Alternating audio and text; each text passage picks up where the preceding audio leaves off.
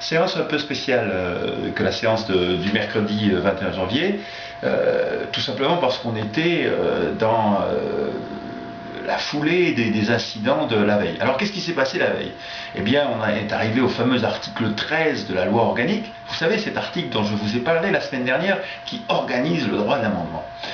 Et nous en avons effectivement parlé du fond la semaine dernière, dérive du nombre d'amendements et donc utilisation de ce droit de l'amendement pour faire de l'obstruction et sur le fond, proposition par la majorité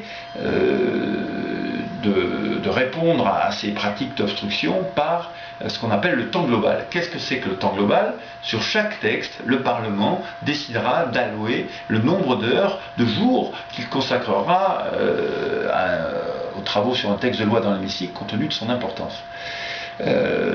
Sur le fond, je soutiens la pratique, je soutiens la proposition du gouvernement. Il n'y a pas d'autre solution. Il faut néanmoins veiller à ce qu'il y ait des garanties sérieuses qui soient données notamment aux groupes minoritaires. Je pense aujourd'hui aux communistes, je pense au Nouveau Centre. Mais si ces garanties sont exercées, eh bien le travail parlementaire sera beaucoup plus efficace.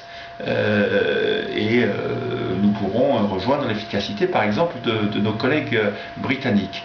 Alors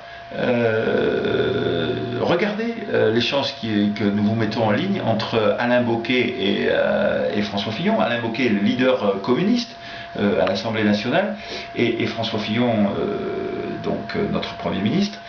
C'est très intéressant. Alain Bocquet donc revient sur cette problématique de droit constitutionnel à amendement et François Fillon lui dit droit à amendement oui, mais pas obstruction. Et il lui dit dans quelle collectivité territoriale, département, région que vous gérez, vous communistes, vous toléreriez des pratiques d'obstruction comme il y a à l'Assemblée nationale.